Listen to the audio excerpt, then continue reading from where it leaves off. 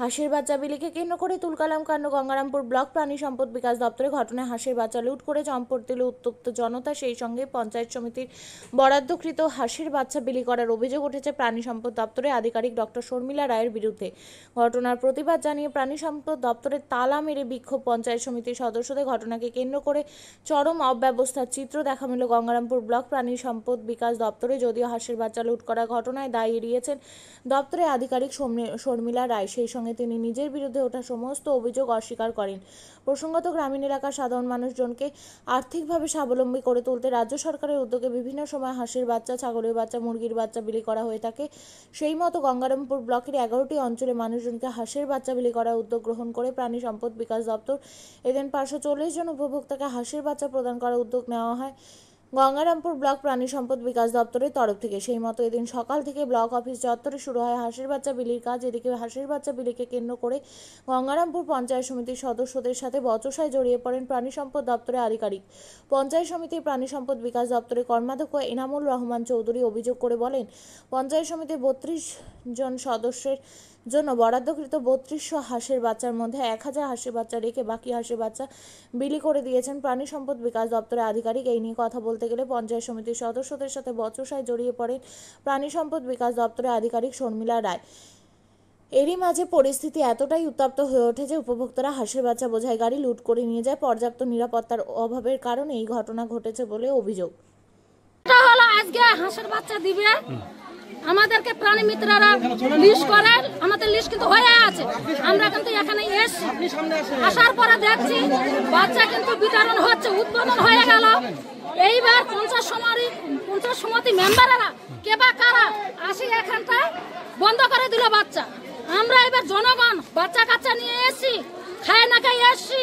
আমরা সকাল 9টা সোম থেকে এসে আছি এখানটায়, আমরা কেন বাচ্চা পাবো না সেটাকে বুঝতে হবে, পঞ্চায়েত সমিতিকে বুঝতে হবে।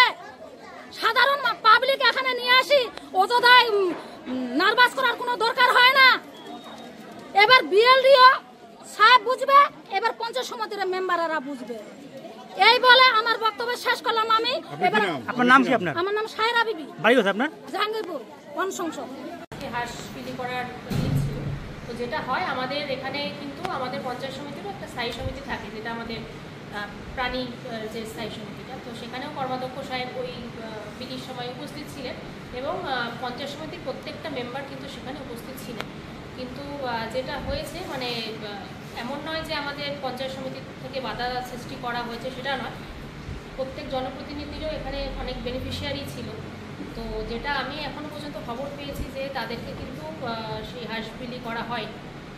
আর এখানে আমাদের জেলা পরিষদেরও কর্মাধ্যক্ষ রয়েছে, তো আপনারা ওনার থেকেও বলতে পারেন মানে অ্যাকচুয়ালি কী বিষয়টা হয়েছে।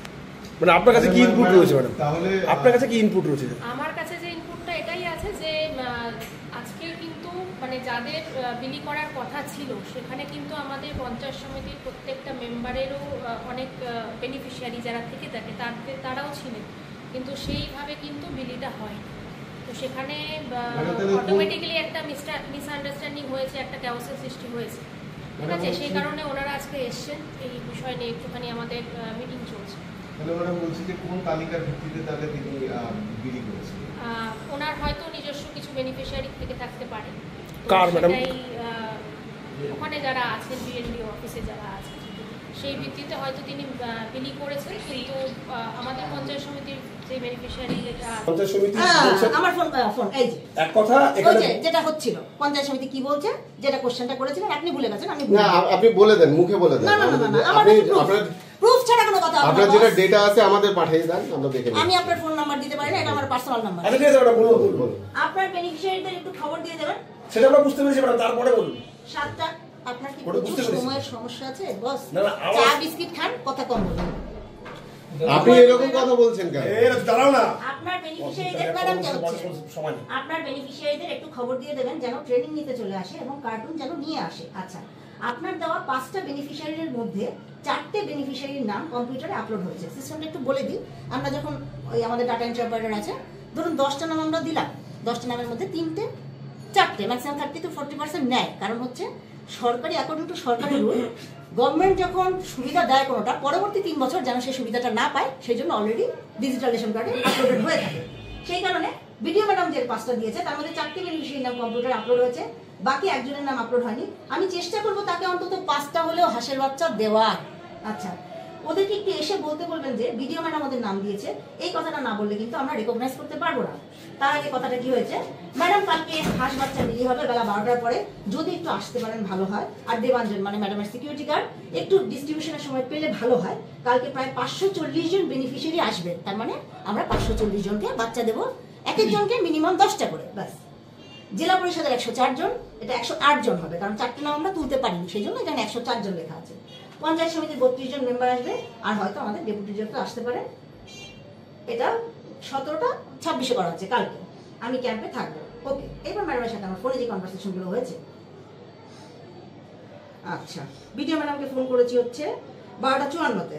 রেকর্ডিংটা কিভাবে চালানো হয় তখন একটু দেখে দাও তো। হাঁসের বাচ্চা ডিস্ট্রিবিউশন ছিল, ফুলফিল কোনো ইনস্টিমেশন আমার ম্যাডাম আমাদেরকে দেওয়া হয়নি। আমাদের 32টা মেম্বারদের জন্য 3200 বাচ্চা অ্যালটমেন্ট ছিল।